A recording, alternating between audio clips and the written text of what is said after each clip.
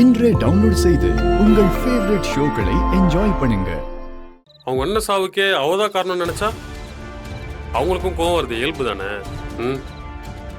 அந்த கோவத்துல ஏய், நான் தான் அப்படிலாம் நடந்திருக்காதுன்னு சொல்றேன்ல. சரிங்க டேடி, நடந்திருக்காதுன்னா சந்தோஷம்.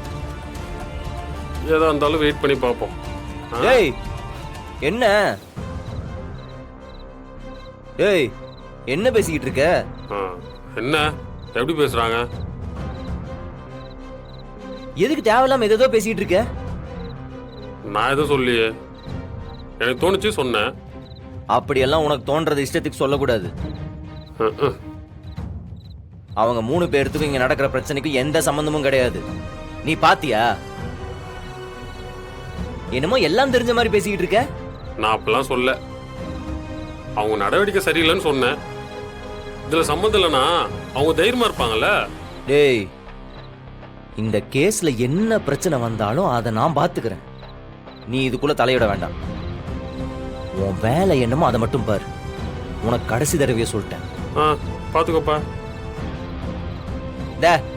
நீ எதுக்கு இப்ப இவனெல்லாம் கூட்டு வச்சு பேசிட்டு இருக்க? இல்லடா, அவன் நம்ம நல்லதுக்காக தானே சொல்றான். ஒன்னும் தேவையில்ல. உன்னெல்லாம் டேய் சும்மா தேவையில்லாம குழப்ப துண்டு பண்ணிட்டு இருக்காத. எஞ்சி போ. சகுனி வேலை பாக்குது பாரு. அப்பா அத்தை, யாரு சொல்றதையும் காதுல வாங்காதீங்க. இந்த கேஸுக்கும் நம்ம வீட்டு பொண்ணுங்களுக்கும் எந்த சம்பந்தமும் இல்ல. தைரியமா இருங்க, எது வந்தாலும் பாத்துக்கலாம்.